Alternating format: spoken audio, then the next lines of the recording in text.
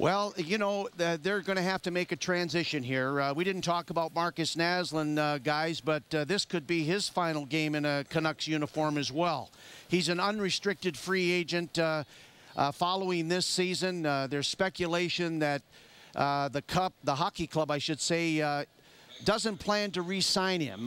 So Naslund is free to go wherever he chooses, I think. So there is going to be a real change, I think, in the dynamics, the personality, and the transition of leadership with this hockey club. If you were to ask me right now who could wear the C for Vancouver, I couldn't really tell you one guy that I think is made to wear the C right now.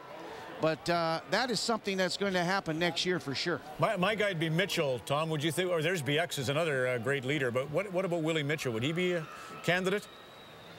Well, Willie definitely would be a candidate, Ron, and a good one, too. Willie is a guy that's been in the league now for a while. But, you know, there's another guy. Matthias Olin is another guy that's been really kind of the nuts and bolts of the Canuck defense these last few years. I don't know how much longer he's going to play on. He's going to play out his contract anyway. But he would be another guy that probably would be a candidate. I don't know. After that, I think there's a few young players yet. We have to see what they can do before you can give them the ultimate honor of wearing the C on their sweater and representing the Vancouver Canucks as their team captain. You're right about Olin. That was a huge blow here in the vital last couple of weeks. That seemed to be the Canucks' bugaboo about the last 6 years. Remember the time that Colorado and Peter Forsberg beat Marcus for the scoring title? Just couldn't, if they could just settle down with the pressure. You know, the crowds in Vancouver are so great, but maybe, I don't know, it can be a real asset, but it can be a real enemy when that pressure, for whatever reason, for the last 6 years, seemed to cripple Vancouver in a lot of those situations. Yeah, but you know, Ron, if you're a hockey player, this is the time of year. This is the kind of pressure. Exactly. I mean, you want hockey players that want to be on the ice when you need the goal the most. Those are the kind of guys that you want to make up your hockey club. You don't want a bunch of players who squeeze the stick so hard because the pressure is so keen. Come on, you're never going to win anything that way. No, and I've said publicly, too. Yeah, go ahead. Go ahead. No, you go ahead. I was just going to say, you know, I really strongly believe until a franchise, you know, takes the position that anything less than winning the Stanley Cup is not a good year. I mean, so many teams are so content just to make the playoffs. I don't think that's the kind of mentality you have to have. Well, I think when you start the season and you build your team, no, I know it's the toughest grind in sport, Ron. I realize that. Yeah. But you know what I'm saying? Sometimes you can get pretty satisfied. And you know, people out here in Vancouver are pretty desperate for a champion. Not to say you guys back in Toronto. Yeah, very similar situations, actually. It's been a long time between drinks. Huh? Yeah, it's a very similar. And you know, Trevor, who, by the way, will join Scott and Kelly when they're obviously doing the sweaters off the back promotion right now, but we'll have Trevor join us on the broadcast as well. He always said, look, being counted upon is everything. And back in '94, when Pat Quinn was kind of at the helm, and those were the two things they had, was that kind of spine was... and Pat did it.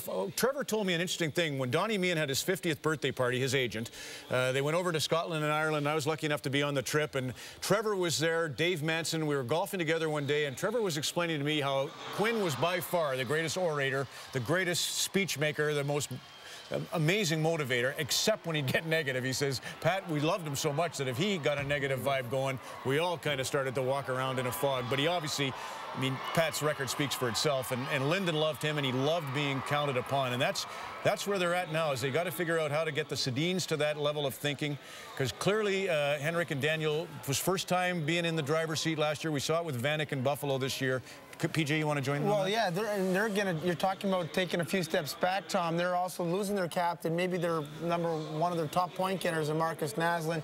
They didn't have a game all year where all 6 defensemen, starting defensemen, played together. Right. One was injured all year, so they're still pretty far back. And I don't know if the coach is going to be someone that might pay the price at the end of all of this.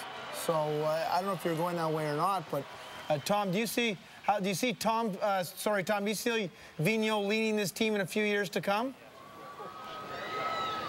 Well, I certainly think so. I mean, he was the coach of the year last year. Obviously, when you miss the playoffs, all bets are off. It depends what the ownership wants to do right now.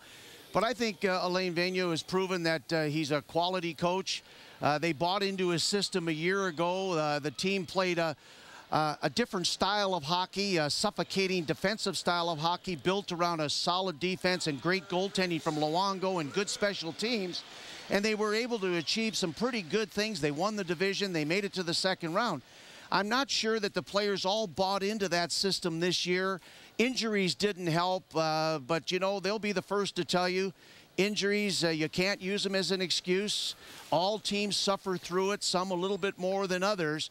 But if you were to ask me, is this team that we saw tonight good enough to make the playoffs? Yes, it should have been good enough to make the playoffs. Right. It didn't, so it's a big disappointment this year. Playing that style like Devils after they won in '95. Couldn't buy into it again in 1996. Tom, wish we had more time. I was going to get you to tell the story about John Stackhouse, and you know what that means instead of Shorthouse. First time you interviewed him. There goes Trevor's jersey. Yeah, so, Tom, thanks for being aboard tonight. I know your fans in the Lower Mainland and BC would have loved to have heard from you. That was great. Well, thank you, guys, and give me my warmest regards to Don, too, will you? Sends his love. Scott Oak, over to you.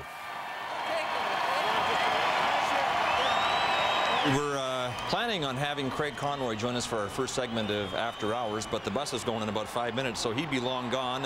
As a result, we're going to have Trevor Linden join us later on After Hours, but we've got a few moments now with Craig Conroy as we watch that special occasion. There's Trevor Linden. Craig, get your comments on him signing a sweater.